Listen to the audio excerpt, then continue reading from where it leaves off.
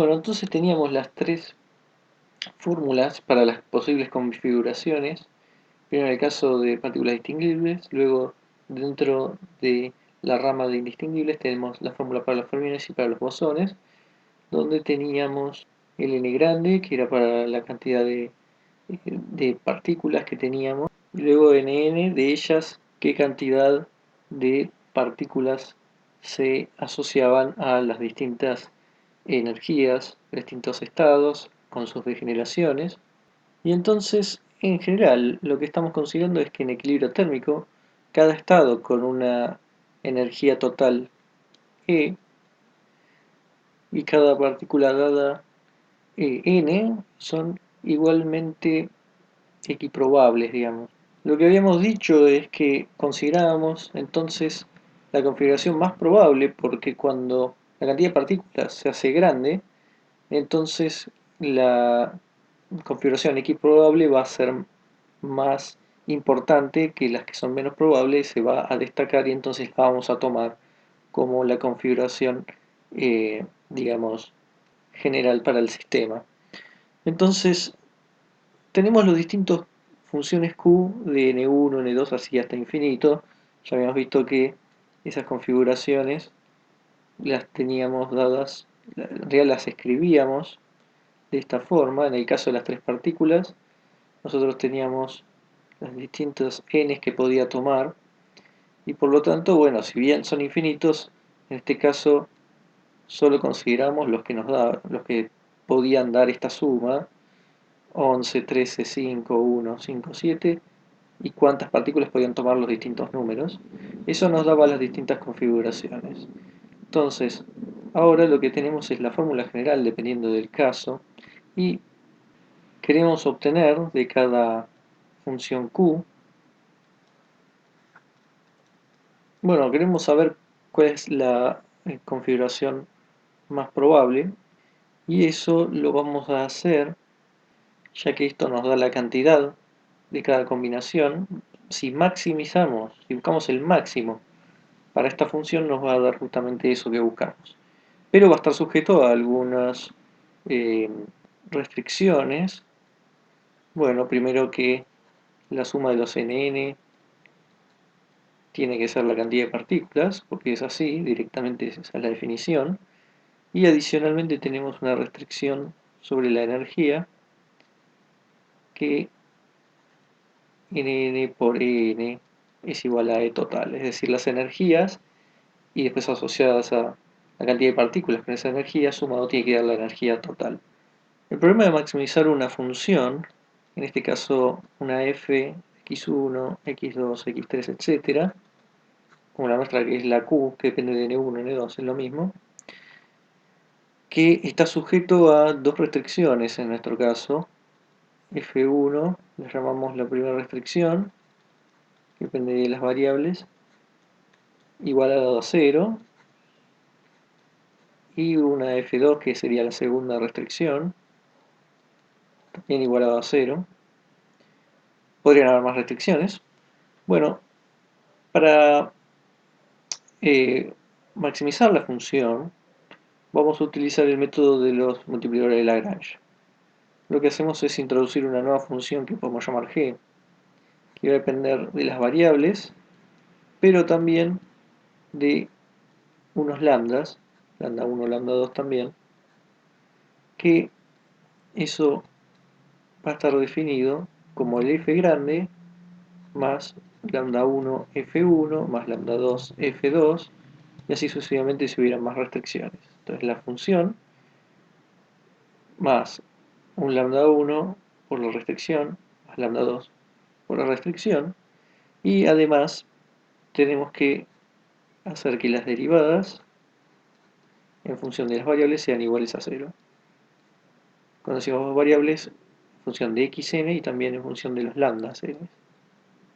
Entonces, en nuestro caso el f, en principio va a venir dado por el q, donde los x van a ser los n1, n2, etc. El f1 es la primera restricción que teníamos. La sumatoria es de n igual 1 infinito de los nn tiene que dar n grande, y la segunda restricción es entonces la de las energías, NNEN, sumatoria n igual 1 infinito n nn igual a e.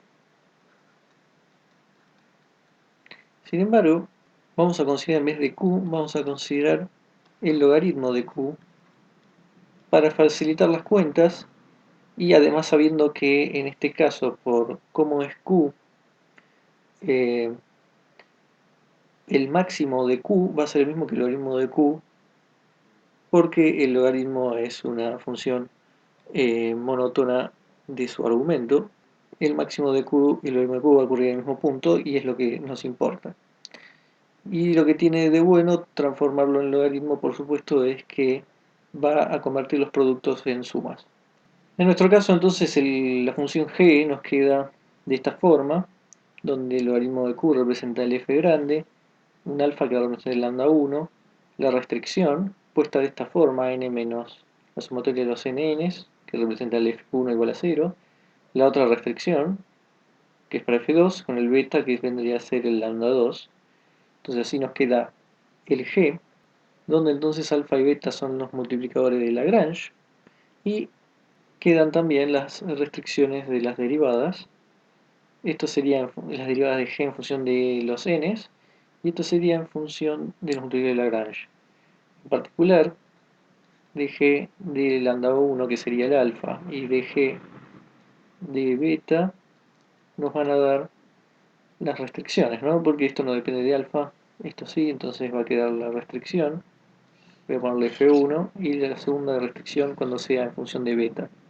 Para el caso de partículas distinguibles, vamos a usar primero la aproximación de Stirling, que el logaritmo de z factorial es aproximadamente z por logaritmo de z menos z. Eso viene, por ejemplo, en la fórmula Q de los distinguibles tenemos muchos factoriales. Recordemos que al tener logaritmo, estas multiplicaciones se convierten en sumas. Para partículas distinguibles, entonces, tenemos las dos restricciones acá abajo, y acá simplemente cambiamos por la fórmula, donde el producto se convirtió en una suma. Ahora vamos a usar la fórmula de Stirling para reemplazar el logaritmo de nn factorial, que la fórmula de Stirling es para nn grandes, entonces ahora lo que podemos hacer es reemplazar y nos va a quedar un término que va a ser nnlnn menos nn, que por los signos acá quedamos con un más. Y luego, bueno, el resto es lo que tenía que ver con las restricciones, pero unificando las sumas. Derivando g en función de nn, uno puede obtener una de las restricciones, digamos, va a ser los términos ln de n menos ln nn menos alfa y menos beta en. Bueno, entonces esta sería una de las restricciones, que hay que igualarlo a cero, porque eso es lo que nos decía la fórmula. Y entonces, si igualamos a cero y resolviendo para nn, uno puede pasar esto hacia el otro lado, logaritmo de nn, y entonces queda el logaritmo de n menos alfa menos beta n, haciendo que nn, entonces elevando a la e, es de n a la menos alfa más beta en. Esto es para partículas distinguibles. Para fermiones idénticos o indistinguibles hay que hacer lo mismo, pero con esta fórmula. De esa forma obtenemos entonces, pasando la multiplicación a una suma, de esta forma, y por supuesto con las divisiones con restas. Acá podemos aplicar la aproximación Stirling a este término, pero también a este, utilizando que una aproximación que es que dn sea mayor o igual, o sea, mucho mayor, igual no, solo mucho mayor, porque en tres dimensiones la degeneración generalmente aumenta. Con n, entonces en esos casos esto puede ser razonable y va a permitir que apliquemos Stirling en los otros, en este término. Entonces la aproximación queda de esta forma, quedan muchos términos, pero bueno, se convierten en más términos por la aproximación de Stirling. Y luego hacemos lo mismo que hicimos con partículas distinguibles. Obtenemos la derivada en función de nn y despejamos para nn. Eso hace que nos quede, si uno hace la cuenta, dn sobre e a la alfa más beta n más 1. El más 1, voy a ponerlo bien, no está en el exponente, sino que está debajo.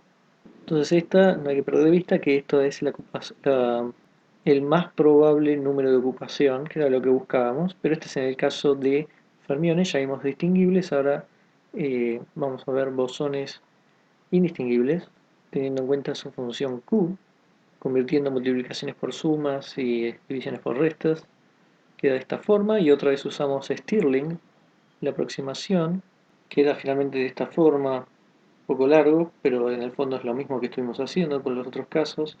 Tenemos la derivada, podemos entonces igualar esto a 0 y despejar el nn, como en los otros casos, que va a ser dn menos 1 e a la alfa más beta en todo menos 1. De cualquier forma, en este caso, si en el caso de los fermiones habíamos dicho que dn podía ser muy grande, en este caso decir que dn sea muy grande nos hace que inclusive podamos tirar este menos 1 y no cambie demasiado el resultado buscado. Entonces los números de ocupación más probables nos da para distinguibles de esta forma, para indistinguibles fermiones de esta forma y para indistinguibles bosones de esta forma, aunque también podemos tirar este menos 1. Entonces esto va a servir para encontrar la cantidad de partículas más probable en un particular estado o energía, ¿no? Veamos que depende de la generación y de la energía para cada respectivo n.